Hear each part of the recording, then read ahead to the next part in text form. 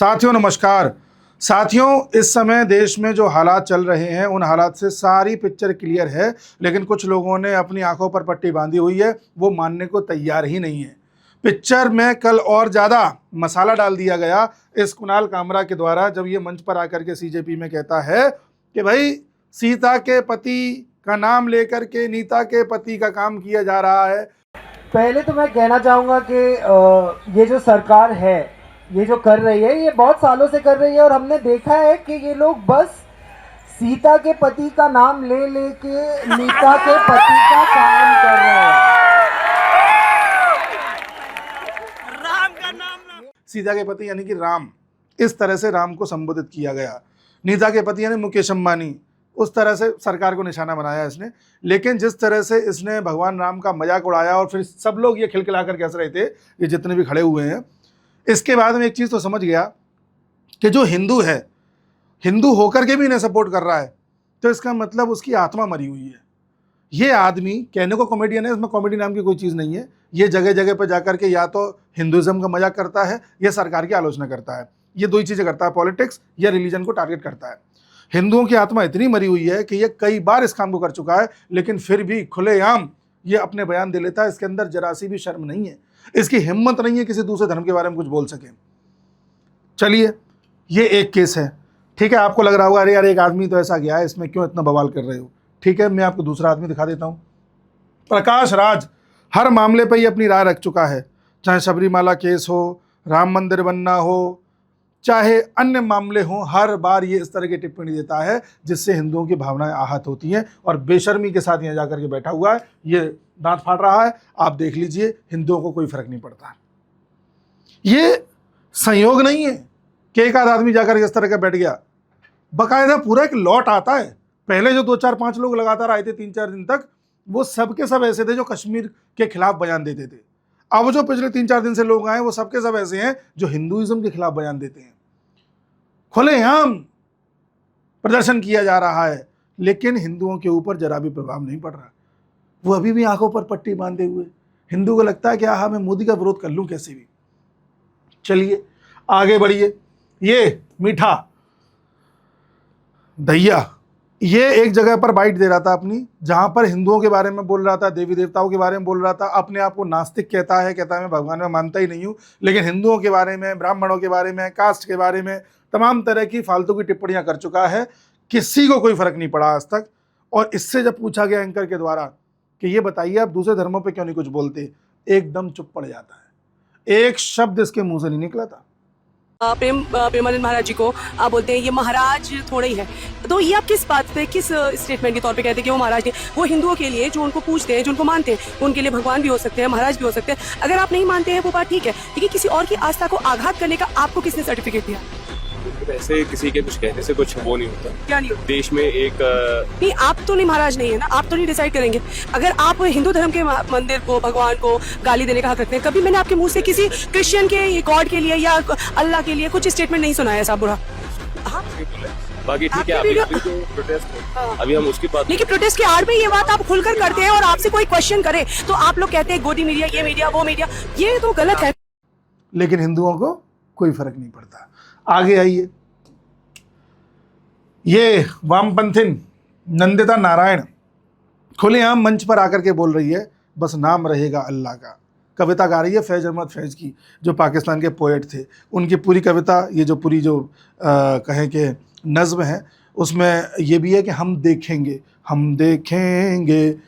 जो इस तरह के वामपंथी लोग समय समय पर गाते रहे, कभी JNU में, कभी दिल्ली यूनिवर्सिटी में, कभी इस तरह के मंचों पर। अल्लाह का मतलब वो शक्ति जो हम सब में है, बस नाम रहेगा अल्लाह का। लेकिन लोगों का ध्यान इस तरफ जा ही नहीं रहा। उनको ये समझ में ही नहीं आ रहा कि खेल क्या चल रहा है। वो तो अभी भी अरे सोनम वांगचुक के फास्ट को 17 दिन हो गए, अरे 18 दिन हो गए, वो हमारे लिए लेटे हुए हैं। किसी के लिए लेटे हुए नहीं है। उसको मोहरा बना के लेटाया गया है, उसको एक ऐसी कड़ी बनाया गया है जिसके इर्द गिर्द सब इकट्ठे हो रहे हैं, और ये सब के सब इकोसिस्टम वाले हैं। ये जो है, ये हामिद अंसारी के खानदान में है, इसका शादी हुई है, कहने को प्रोफेसर है। लेकिन लोग ध्यान ही नहीं दे रहे। निवेदिता मेनन, वो भी प्रोफेसर है, वो भी आई थी मंच पर, उसने भी सपोर्ट किया है लिख करके पत्र में कि मैं अपना सपोर्ट दे रही हूँ, और वो किस तरह से कश्मीर के बारे में बोलती रही है हम सब जानते हैं। उससे पहले अरुंधति रॉय आई थी। अरुंधति रॉय किस तरह से बोलती थी खुलेआम कि Kashmir was never the integral part of India, Kashmir कभी भारत का हिस्सा नहीं था। इस पर यूएपीए चल रहा है, बहुत जल्द जल जाएगी ये। और ये जितने भी लोग यहाँ मंच पे आ रहे हैं ना, इन सबको बड़े बड़े पुरस्कारों से नवाजा गया है विदेशी मुल्कों द्वारा, क्योंकि जो भारत में भारत के खिलाफ बात करे, भारत की जड़ों के खिलाफ बात करे, उसको पुरस्कार से नवाज करके उसकी वैल्यू बढ़ाई जाती है, जिससे कि लोगों को उस पर विश्वास ज़्यादा होने लग जाए। अच्छा, ये जो अरुंधति रॉय है, ये फोटो देख लीजिए, यासीन मलिक एंड यासीन मलिक, हाफिज सईद। ये वीडियो में मैं आपको पहले ही बता चुका हूँ, पर मैं दोबारा क्यों रिपीट कर रहा हूँ, आपको पूरी सीक्वेंस याद दिलाने के लिए कि हो क्या रहा है। एक बार अपने न्यूट्रल माइंड से सोचिए। स्वरा भास्कर, जिसकी शादी एक मुसलमान से हुई है, वो समय समय पर टिप्पणी करती रही है, हर बड़े प्रोटेस्ट में देखने को मिलती है। वो, उसको जानकारी कुछ भी नहीं है, पर पहुंचेगी जरूर। इसके बाद भी अगर आपको लगता है कि सीजेपी का प्रोटेस्ट बहुत न्यूट्रल प्रोटेस्ट है, आहा बच्चों की आवाज़ उठाई जा रही है, तो बच्चों की आवाज़ सोनम वांगचुक क्यों उठा रहा है? वो क्या बच्चों का माई बाप है क्या? बच्चों ने उसे अपनी तरफ से इलेक्ट किया है क्या? और चलो, अगर लोग उसे स्वीकार रहे होते तो आज उस मंच पर कम से कम उस आंदोलन में कम से कम 20-30 हज़ार लोग तो दिखाई देते। वहाँ तो 200 लोग नहीं है। खाना खाते टाइम 200 लोग इकट्ठे हो जाते हैं, उसके अलावा 15 लोग अगर आप दिखा दो ना, तो जो कहोगे वो करूँगा। तो ऐसा आदमी जिसको 15 लोग स्वीकार करने को तैयार नहीं है, उस इंसान को, मतलब उस इंसान के इस धमकी से सरकार को झुक जाना चाहिए और बड़े बड़े डिसीजंस बदल देने चाहिए। उस हिसाब से तो कल को मैं अनशन पर बैठ जाऊंगा, 15 लोग तो मैं जुटा ही लूंगा। मैं कह दूंगा मोदी को इस्तीफा देना चाहिए, वरना मैं मर जाऊंगा। जिस इंसान को करोड़ों लोगों ने चुनकर के वहाँ भेजा है, वो सबका प्रतिनिधित्व वहाँ पर कर रहा है, उसको बस 15 लोगों की वजह से हटा दो, क्योंकि वो वहाँ खड़े हुए हैं। गलतियाँ हैं, पॉलिसीज़ में ऊपर नीचे है, मिनिस्टर से गलतियाँ हुई हैं, लगातार गलतियाँ हुई हैं, चूक हुई हैं, पर इसका मतलब ये थोड़ी कि तुम ब्लैकमेलिंग करने पर उतरोगे तो आपकी ब्लैकमेलिंग में कोई आ जाएगा। चूक का सुधार किया जाता है, तमाशा नहीं। और सुनिए, मैंने आपसे कहा हिंदुओं का मजाक बन रहा है, वो तो कॉमन है। कश्मीर का मुद्दा उठाने वाले लोग या कश्मीर को भारत का हिस्सा न मानने वाले लोग किस तरह से वहाँ पहुँचे, ये भी आप जान रहे हैं। आपको एक जानकारी और बता दूँ, पिछले वीडियो में बता चुका हूँ कि कश्मीर का मुद्दा ये यहाँ पर उठा रहे हैं, ये उठा नहीं रहे, मतलब कश्मीर वाले लोग यहाँ बैठे हुए हैं और मुद्दा उठ रहा है कश्मीर में। उधर उमर अब्दुल्ला बोल रहा है कि भाई हमें पूर्ण राज्य का दर्जा दीजिए, वरना हम जंतर मंतर पे आकर के प्रोटेस्ट करेंगे। और वहाँ के युवाओं से कह रहा है कि जिस तरह से पिछले साल लद्दाख में लोग सड़कों पर आ गए थे, अपनी आवाज़ उठा रहे थे, उसी तरह से जम्मू कश्मीर के लोगों को अपनी आवाज़ बुलंद करनी होगी। अर्थात वो जम्मू कश्मीर में भी प्रोटेस्ट कराना चाहता है, ताकि दुनिया में जो न्यूज़ अभी पीओके की जा रही है ना कि पीओके में स्थिरता है, पाकिस्तान ठीक से उसे रेगुलेट नहीं कर रहा, कश्मीरियों के ऊपर जुल्म कर रहा है, सो कॉल जो पाकिस्तान के कब्जे में है, तो दुनिया में अभी सिर्फ पीओके की जा रही है। ये जब यहाँ बवाल करेंगे तो दुनिया में भारत वाले कश्मीर की भी जाएगी, तो दोनों न्यूट्रल हो जाएगा। पूरा पाकिस्तान का एजेंडा चल रहा है। सोनम वांगचुक, जिसकी आप लोग बात कर रहे हैं, सोनम वांगचुक के पिताजी कांग्रेस के एमएलए थे। 1975 में शेख अब्दुल्ला, जम्मू कश्मीर में सरकार थी, उसकी सरकार में मंत्री रहे। और जम्मू कश्मीर में आज, और शेख अब्दुल्ला, फिर उमर अब्दुल्ला, फिर फारूक अब्दुल्ला, फिर उमर अब्दुल्ला, ये परिवार किस तरह का रहा है हम सब जानते हैं। उधर पीडीपी, ठीक है, महबूबा मुफ्ती, वो किस तरह की सोच वाली है हम जानते हैं। यानी जम्मू कश्मीर में अब तक जो परिवारवादी पार्टियां रही हैं, इनकी सोच किस तरह की रही है, किस तरह से पाकिस्तान के पाले में रहे, हम सब जानते हैं। अब ऐसी पार्टी ने किसी इंसान को ध्यान में रख के मंत्री बनाया, तो जाहिर सी बात है वो उनके सुर में सुर मिलाता होगा। लेकिन लोगों का ध्यान इस तरफ जा ही नहीं रहा। सोनम वांगचुक पिछले साल पाकिस्तान गया था क्लाइमेट कॉन्फ्रेंस में हिस्सा लेने के लिए। क्यों गया था भैया, क्यों गया था? लेकिन लोगों का इस पर ध्यान ही नहीं है। लोगों को तो लगता है कि सोनम वांगचुक तो बहुत बढ़िया आदमी है, पाकिस्तान का क्लाइमेट कॉन्फ्रेंस से क्या लेना देना होगा, बताइए तो। लेकिन ये गया था, इसको चिंता हो रही थी। लद्दाख में जब प्रोटेस्ट कर रहा था पिछले साल, उस समय उसने एक वीडियो जारी किया था, उसमें बोल रहा था कि हम लद्दाख के लोग हैं जो चीन को अंदर आने से रोक देते हैं, अगर हम चाह लें तो हम अपनी तरफ से कोई एफर्ट नहीं करेंगे, चीन आना चाहेगा उसे आने देंगे। यानी तेरी एक मांग के लिए तू देश को दांव पे लगा देगा। और लोग जो इसे साइंटिस्ट कह रहे हैं, बहुत बड़ा रिसर्चर कह रहे हैं, क्या इसने ऐसा कर दिया बताइए तो? ऐसी इसने कौन सी खोज कर दी? इसके नाम पर 15 रिसर्च पेपर भी नहीं है, पता किया 15 रिसर्च पेपर नहीं है। और जो साइंटिस्ट होते हैं ना, उनके 100 research paper, 200 research paper, 300 research paper होते हैं। एक तो मेरा भी है, जबकि मैं साइंटिस्ट हूँ ना, कुछ इंजीनियरिंग की थी तो उसमें मैंने तैयार किया था। मैं चाहूँ तो 2-3 और लिख सकता हूँ, तो मैं भी अपने आप को साइंटिस्ट कह दूँ। क्यों लोग इसकी भावनाओं में बह रहे हैं? एक आदमी 17 दिन तक बैठ जाता है भूखा, भूखा भी नहीं है ये, थोड़ी थोड़ी डाइट ले रहा है, वरना इतनी बार ये हगने नहीं जाता। तो आप जो है उसे ये मान रहे हो कि खुदा हो गया। इसी तरह से आपने कई कोचिंग माफिया खड़े कर दिए।